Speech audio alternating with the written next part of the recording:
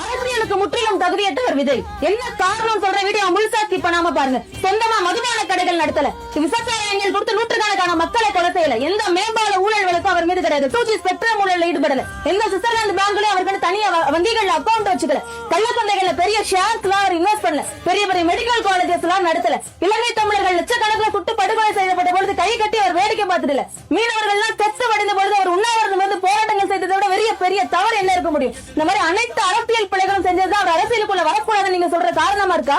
இது அரசியல் காரணத்துக்காக பேசப்பட்டதல்ல. இந்த மாதிரி பொதுநலன் சார்ந்த விஷயங்களை தொடர்ந்து பேசுறதுக்கு பேஜை ஃபாலோ பண்ணுங்க, ஷேர் பண்ணுங்க.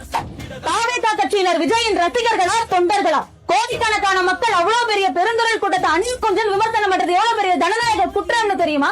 200 ரூபாய் வாங்கிட்டு கூட்டத்துக்கு வராததுதான் அவர்கள் செய்த தவறா?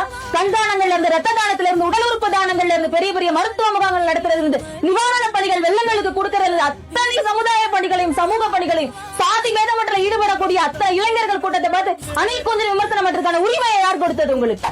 விஜய் ரசிகர்கள் அரசியல் தெரியலன்னு விமர்சனம் பண்றீங்க. 70 ஆண்டுகளாக ஆட்சி செய்த உங்களுடைய தவறா இளைஞர்களுக்கு அரசியல் தெரியாமல் இருக்குது? கட்சி தொடங்கி 2 ஆண்டுகள் அரசியல் கற்றுக் கொடுக்காம இருக்கக்கூடிய விஜயனுடைய தவறா? நூற்றுக்கணக்கான கோடிகள்ல சம்பளம் வாங்கக்கூடிய விஜய் அரசியலுக்கு வராமலே மக்களுக்கு நலத்திட்டங்கள் செய்யலாம்னு முட்டாள்தனமா கேள்வி கேட்கக்கூடிய முக்கியமான பதில். மக்களினுடைய வரிப்பணத்தை அப்படியே பூட்டி வச்சு கொள்ளையடிச்சு போவாங்க, அதை மக்கள் எல்லாம் வேடிக்கை பார்த்திருக்கணும்னு நினைக்கிறீங்களா நீங்க? முன்னாடி மக்களுக்கு உதவிகள் செஞ்ச போது 200 கோடிகள்ல சம்பளம் வாங்குறான்னு உங்களுக்கு தெரியுமா?